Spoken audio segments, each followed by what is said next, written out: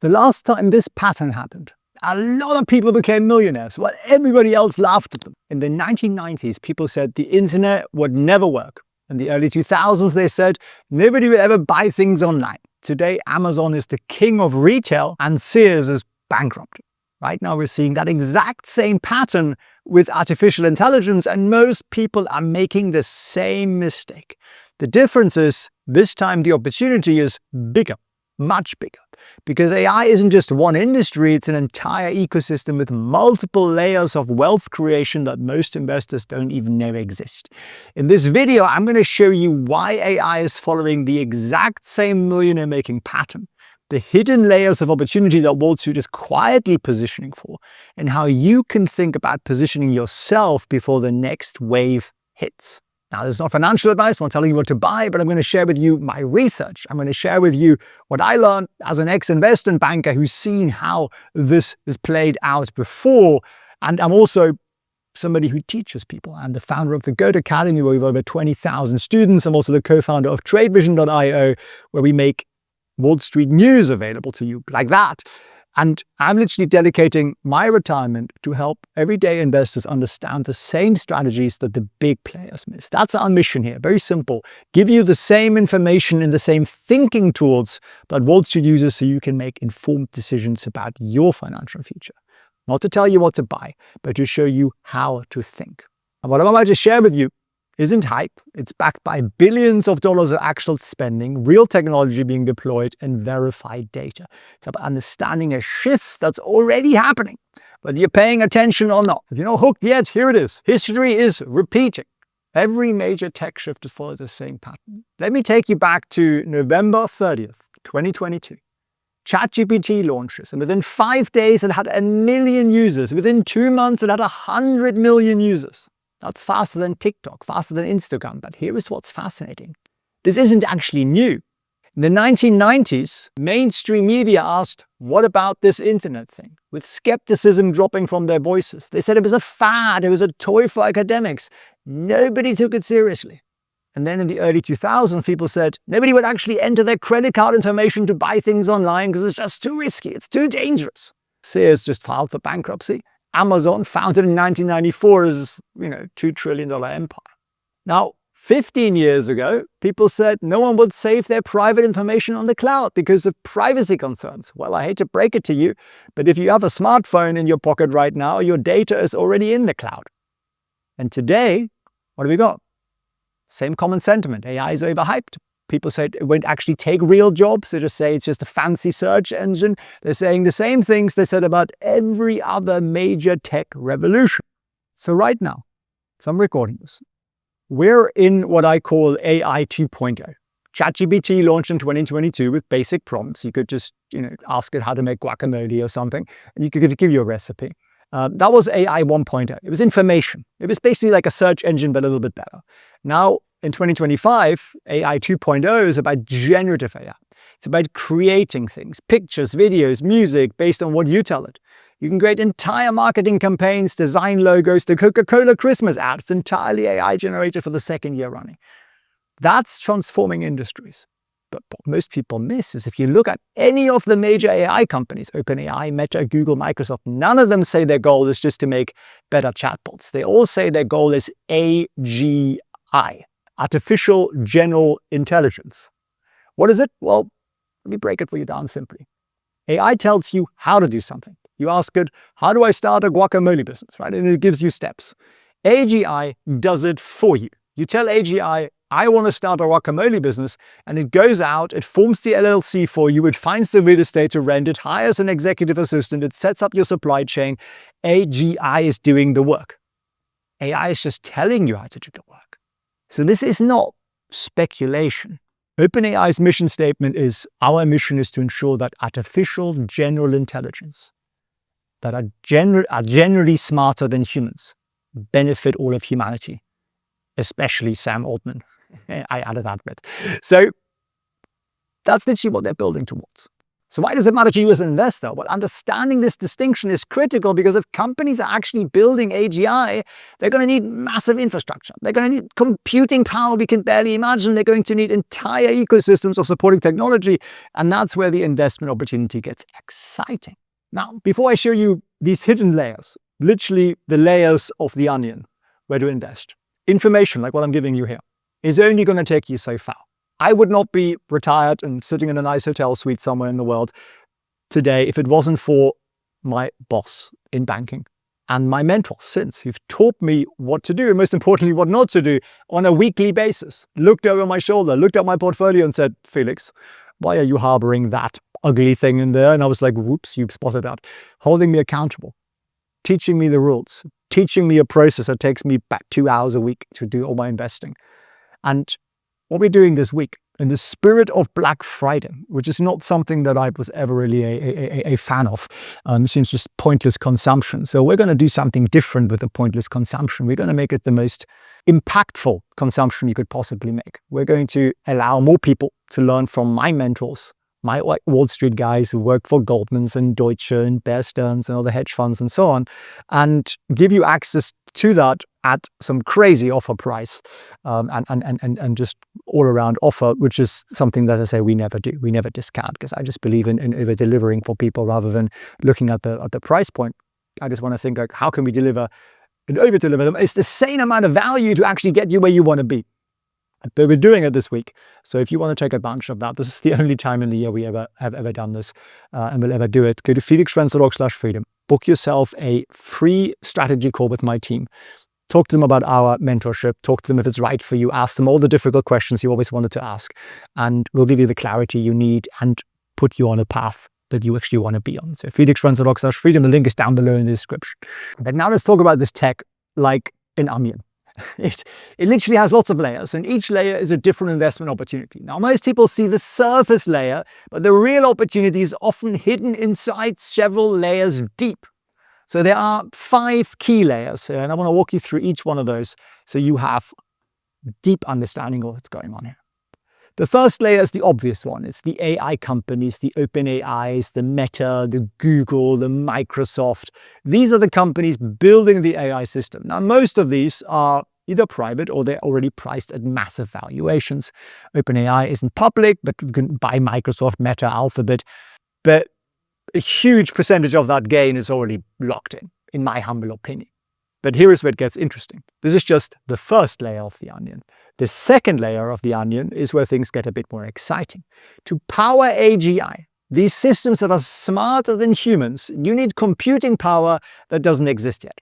And that's where quantum computing comes in. Think of it this way. A traditional 64-bit computer can solve one problem at a time, even if it's very fast. But a theoretical 64-qubit quantum computer could solve 2 to the 64th power problems simultaneously. That is 18 quintillion problems at the exact same time. So what might take a traditional supercomputer years or even centuries to solve, a quantum computer could potentially solve in seconds. So this isn't science fiction, by the way. This is happening right now. This year, Amazon announced the Ocelot quantum chip, which could reduce quantum error correction costs by 90%, which is a massive breakthrough. Microsoft unveiled the Majorana 1 quantum processor, the world's first chip powered by topological qubits, whatever that is, little hobbits with chisels or something, I don't know.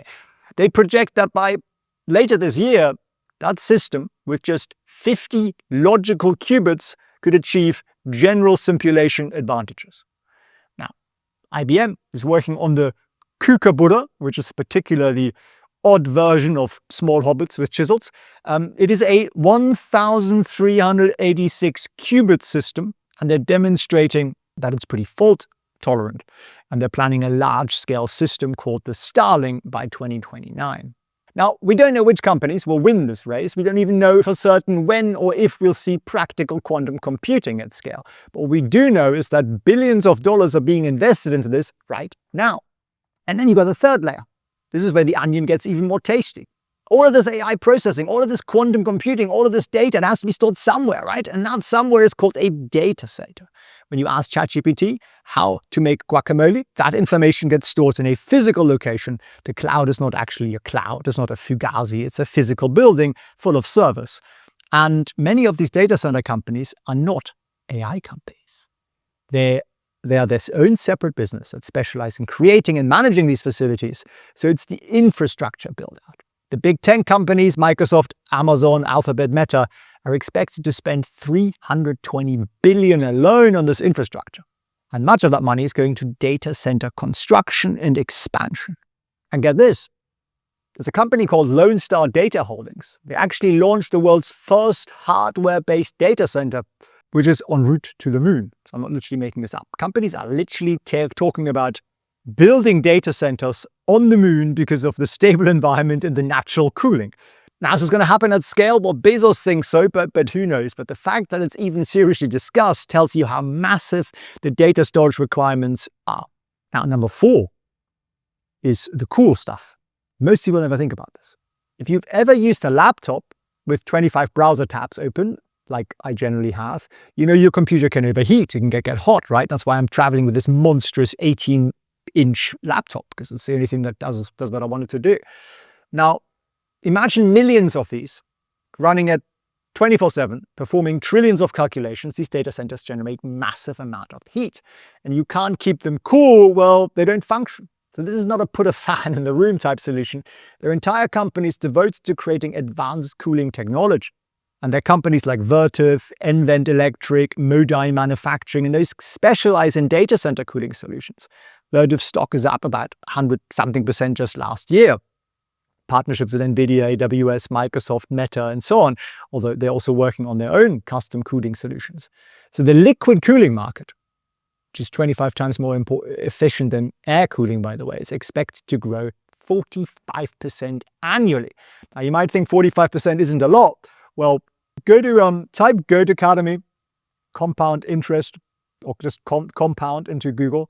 First thing that'll come up in your search result, compound interest calculator. And just see if you're one of these companies that has, $100,000, say, and it's growing at 45% a year. And let's just say that's going to happen yearly, just for 10 years. And then hit the calculate button. That $100,000 becomes $4 million. That's a 4,000% increase. So annual growth rates over 10% create enormous outcomes, right? You can also obviously do this with your own investment plan, which is what the intention is there. Now, some other tickers to look at would be NVT, MOD is another one. So most people think AI investing is NVIDIA or Microsoft, but as I say, there are companies several layers below it that make all the stuff happen, and most people don't really realize this exists yet. Now, there are 2 types of you watching here, right? So you need to understand where you are, because not everybody should be investing in individual companies or trying to pick which quantum computing stock wins or which cooling company has the best technology. Personal finance is personal for a reason. And what's right for me may not be right for you, and I want to be very clear about that. So for most people, passive investing is where they sit, right? It's lower risk, it grows with the overall market, it gives you that long-term average. And again, let me show you that. So say you have $100,000, the market goes up 10%, and you invest for the next 30, 40 years, you're not even adding anything. Let's add something, right? Let's add $1,000 a month. Let's make this a bit more exciting. And then you hit calculate. Well, your $100,000 plus your $460,000 in additions, that's $1,000 a month, becomes about $4 million. So you make a 750% return just by the index, right? It's pretty sweet, pretty good place to be. And it just means every single month you buy stuff. You don't have to do the research. You don't have to listen to me. You don't have to pay any attention whether Microsoft is winning or quantum this or quantum that is winning. You're just averaging. You're just going to do average. And if you're talking decades and you're patient and you're disciplined, you're going to do well, right? Now, the active investor, which is a lot less people, they're going to do some individual stock selection. Now, you can do both, by the way. And I think that's a good thing to do. Like, you can split your money between the two. But say you did manage to just get 1% extra. So rather than 10%, you made 11% on average, right? So we had 3.9 million up here. Remember that number? Remember 3.9 million? Hit the calculate button. Now you got 4.9 million. you got an extra million. You literally got an extra 200%, you made an extra million just by being 1% better than the market average, right? It's more time intensive. Potentially you could make more money, like that 1%, but it does require some research. But most importantly, it requires rules. So I was taught the rules of investment banks by my boss, and then later by all the mentors I paid over the many years. And that's really what's changed my life and my game. And I'd very much encourage you to learn the same way, because I think it's the only way that works. How do you do that? Well, say you can go to felixfriends.org/freedom and you can book a free consult call with us, which will literally cost you nothing at all other than 45 minutes, because you need to understand the risks, you see, the valuation risk, the bubble concerns, the regulation, the company risk. And it's kind of a lot to take in. But if you want to think like an investor, I think you really need to be surrounded by investors, people who've managed a lot of money, people who've been taught. And if you don't want to do that, then just stay in the passive investing game and you'll also do tremendously fine. But if you can get the extra percent, maybe you can even get 2% extra. I'm not promising you that, but if you did, the 3.9 million would become 6.2 million, right? Life-changing difference. So have a chat with us. It's completely free of charge. It's completely risk-free. And above all, I wish you tremendous success. You got some value out of this, share it with some other people, and I wish you great success. If you're not prepared, your 401k and retirement savings are literally about to be tested in ways most investors don't see coming. Right now, 7 companies are spending $330 billion